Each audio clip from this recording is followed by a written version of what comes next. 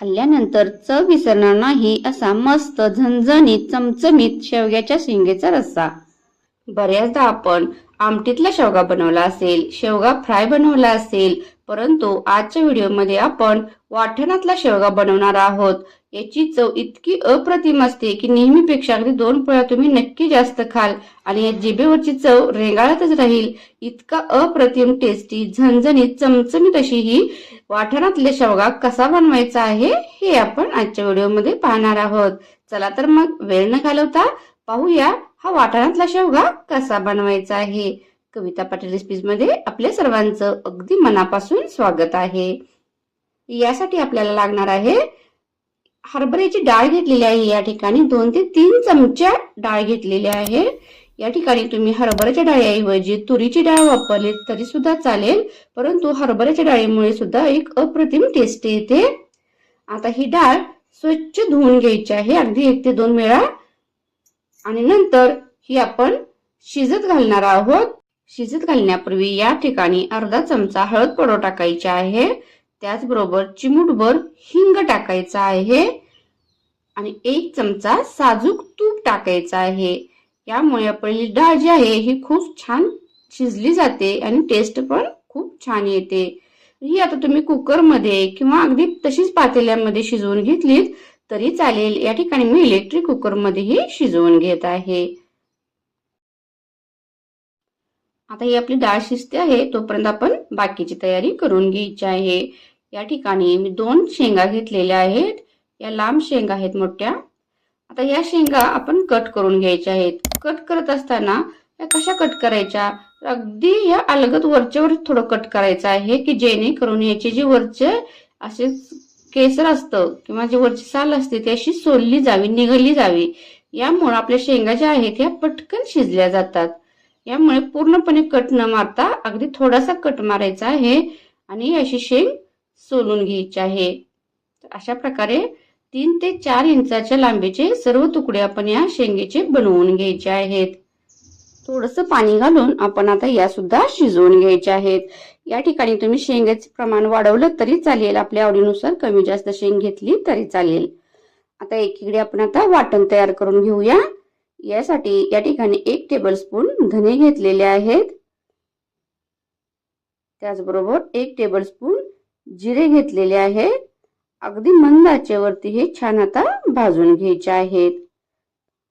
अगदी मंद आचेवरती हे छान भाजलेले आहेत। आता हे आपण प्लेट मध्ये काढून घेऊयात। आता यानंतर पुन्हा 2 ते 3 टेबलस्पून तीळ घ्यायचे आहेत आणि हे तीळ सुद्धा आपण छान असे आता भाजून घ्यायचे आहेत। सर्व घटक हे मंद आचेवरती भाजायचे आहेत। तर तीळ पण आपले छान असे भाजले गेलेले आहेत। आता हे सुद्धा आपण प्लेट मध्ये काढून घ्यायचे आहेत। आता यानंतर 2 ते 3 चमचे आपण खोबऱ्याचा बारीक केलेला खीस घ्यायचा आहे आणि हा सुद्धा मंद आचेवरती छान अगदी लालसर होईपर्यंत भाजून घ्यायचा आहे। आता हा खीस सुद्धा आपला छान भाजला गेलेला आहे। आता हा सुद्धा आपण एका प्लेट मध्ये काढून घ्यायचा आहे। यानंतर पुन्हा गॅसवरती पॅन ठेवायचा आहे। 2 ते 3 चमचे तेल टाकायचं आहे आणि यामध्ये मध्यम आकाराचे 2 कांदे चांगले असे भाजून घ्यायचे आहेत। अगदी लालसर होईपर्यंत हे कांदे भाजायचे आहेत। या ठिकाणी कांदा लवकर मऊ होण्यासाठी किंवा भाजण्यासाठी आपण यामध्ये 1 चमचा गोड साखर टाकायची आहे। यामुळे कांदा जो आहे हा लगेच नरम पडतो आणि पटकन भाजला जातो। अशा छान छान साध्या सोप्या रेसिपी पाहण्यासाठी अजूनही चॅनलला सबस्क्राइब केलं नसेल तर प्लीज चॅनलला सबस्क्राइब करा आणि शेजारील बेल आयकॉनची घंटा प्रेस करा, जेणेकरून तुम्हाला अशा नवनवीन व्हिडिओची नोटिफिकेशन मिळत राहील। व्हिडिओ आवडल्यास लाईक आणि शेअर करायला विसरू नका। आपल्या चॅनलवरती शेवग्याच्या पानांची भाजी कशी बनवायची आहे, शेवगा फ्राय कसा बनवायचा आहे हे सुद्धा व्हिडिओ ऑलरेडी अपलोड केलेले आहेत। हे सुद्धा तुम्ही पाहू शकता। या दोन्ही व्हिडिओची लिंक डिस्क्रिप्शन बॉक्स मध्ये दिलेली आहे। तर कांदा आपला छान असा नरम पडलेला आहे, पाहू शकता। आता यामध्ये आपण 1 टेबलस्पून लसूण पाकळ्या घ्यायच्या आहेत आणि 1 इंच आलं आता या तेलामध्येच हे भाजून घ्यायचं आहे।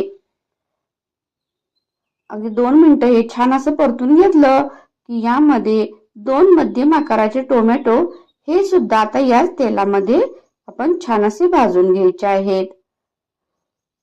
आता या ठिकाणी टोमॅटो टाकले की लगेच आपण थोडंसं या ठिकाणी मीठ टाकायचं आहे. यामुळे टोमॅटो छान भाजले जातात. कांदा छान भाजण्यासाठी त्यामध्ये गोड साखर टाकायची आणि टोमॅटो छान लवकर नरम पडण्यासाठी या ठिकाणी थोडंसं मीठ टाकायचं आहे.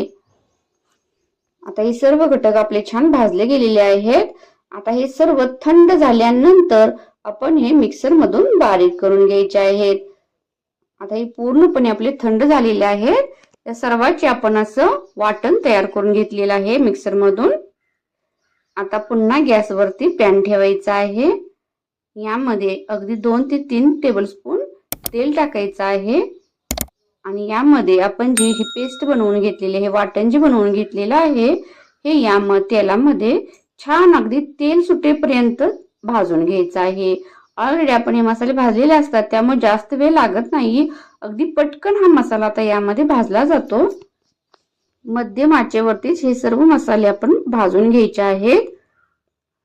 आता ही एवढं आपण वाटण केलं ना म्हणजे आपली भाजी पूर्णपणे निम्मी तयारी झालेली आहे. आता आपल्याला जास्त काही करावं लागणार नाही आणि याच्यामुळेच या अशा वाटणामुळे इतकी छान टेस्ट येते याला. अगदी 2 ते 3 मिनिटांमध्ये आपलं हे वाटण जे आहे हे छान आता भाजलं गेलेलं आहे.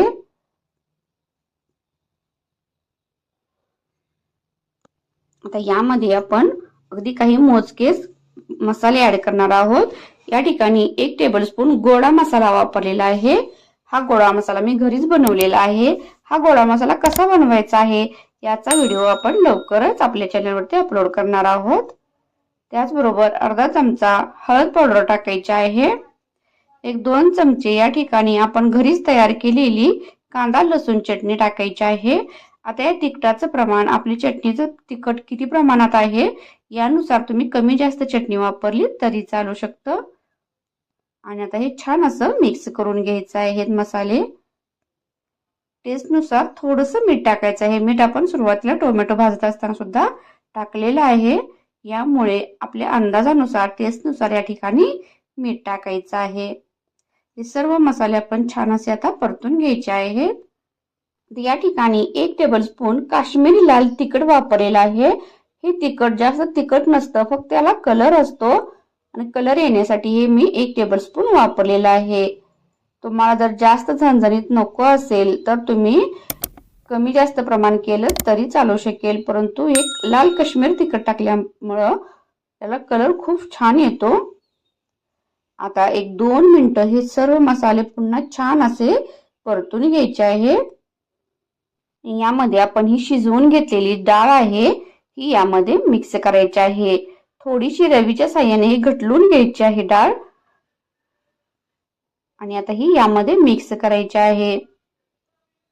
त्याचबरोबर आपण जे शेवग्याच्या शेंगा शिजवून घेतलेल्या आहेत या सुद्धा यामध्ये मिक्स करायच्या आहेत. या ठिकाणी तुम्ही शेवग्याची शेंग जास्त प्रमाणात वापरली तरी सुद्धा चालू शकतं. माझ्याकडे 2च होत्या म्हणून मी 2च शेंगा वापरलेल्या आहेत. 4 ते 5 शेंगा सुद्धा एवढ्या ग्रेव्हीमध्ये अगदी छान मिक्स होऊन जातात. आता याची कन्सिस्टन्सी आपल्याला हवी तशी तुम्ही ठेवू शकता. यापेक्षा जर तुम्हाला पातळ हवे असेल तर थोडं गरम पाणी करून घालायचं आहे किंवा जर तुम्हाला अशीच रबरबीत ग्रेव्हीतली शेंगा आवडत असेल तर आहे अशीच कन्सिस्टन्सी ठेवायची आहे. आता याला झाकण लावून एकदम मंद आचेवरती अगदी कडेने तेल सुटेपर्यंत हे छान असं शिजवून घ्यायचं आहे. अगदी 3 ते 4 मिनिटं शिजवून घेतल्यानंतर आपली शेंग तयार होणार आहे खाण्यासाठी. इतका वास अगदी खमंग आणि चमचमीत असा वास सुटलेला आहे. वरून बारीक चिरलेली कोथिंबीर टाकायची आहे आणि थोडं आता हे मिक्स करून घ्यायचं आहे. पाहू शकता किती छान अशी आपली आता ही शेंग तयार झालेली आहे. भाकरी बरोबर, चपाती बरोबर किंवा भाता बरोबर तुम्ही ही खाऊ शकता. तर नक्की अशा प्रकारची शेंग एकदा बनवून पहा आणि कमेंट करून कळवा तुम्हाला आजचा व्हिडिओ कसा वाटला. शेवग्याच्या शेंगेबरोबरच शेवग्याच्या पानामध्ये सुद्धा भरपूर प्रमाणात पोषक घटक असतात. आपल्या चॅनलवरती शेवग्याच्या पानाच्या भाजीचा व्हिडिओ व्हायरल झालेला आहे. तर नक्की ती पानापासूनची पण भाजी कशी बनवायची आहे, ती कोणत्या महिन्यात खायची आहे, हे सर्व त्या व्हिडिओमध्ये सांगितलेले आहे. तर नक्की तो सुद्धा व्हिडिओ पहा. व्हिडिओ शेवटपर्यंत वॉच केल्याबद्दल मनापासून धन्यवाद.